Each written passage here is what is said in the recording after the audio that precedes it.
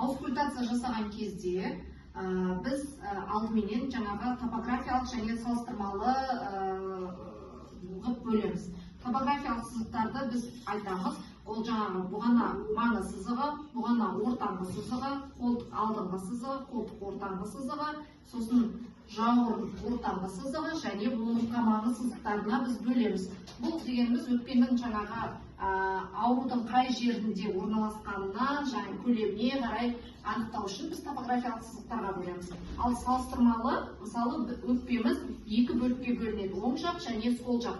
Соны анықтау үшін біз салыстырмалы түрде қандай жаңағы ауру дамып тұр, или болмаса зақымдалулар болып тұр, соны анықтаймыз. Ол үшін біз фонендоскопты құлағымызға саламыз, сосын науқастың оң жағынан келеміз. Фонендоскопымыздың басын науқасқа суық болмас үшін аздап жылтып аламыз алақанымызбен, или болмаса үрлейміз. Солай істейміз да, сонымен науқастың ең бірінші кезекте бифуркация дейміз. Бифуркация жаңа бронхтардың екіге бөлінген жері. Осы жерде науқасқа терең дем алып, дем шығарыңыз деп өтініп тыңдаймыз. Дем алып, дем шығарасыз ба?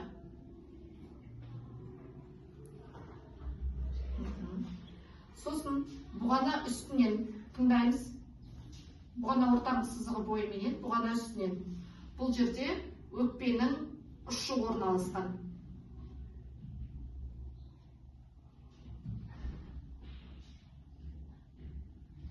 Содан кейін бұғана ортаңғы сызықтары бойыменен екінші қабырға аралықта салыстырмалы түрде тексереміз. Терең дем алып, дем шығарып тұрмыз.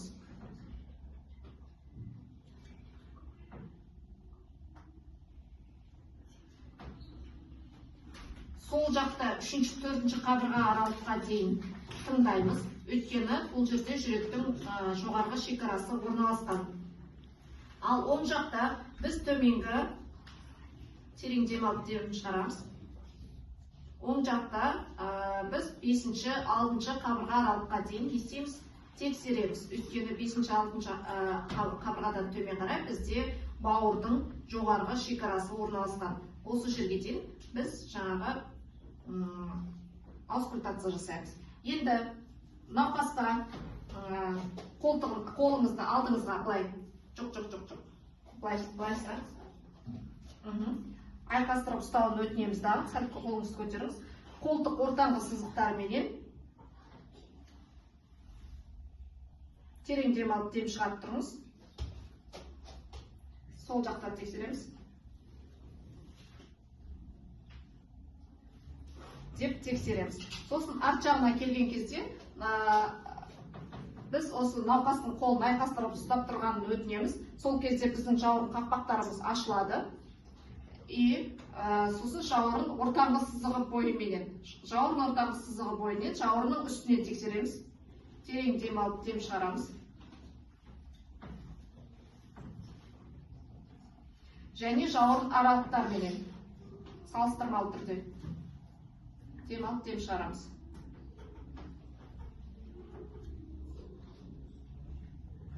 Тағы да.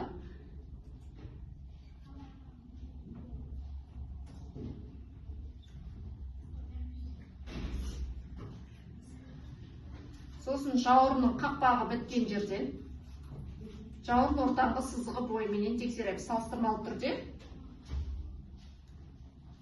10-11 қабырға аралықтарға дейін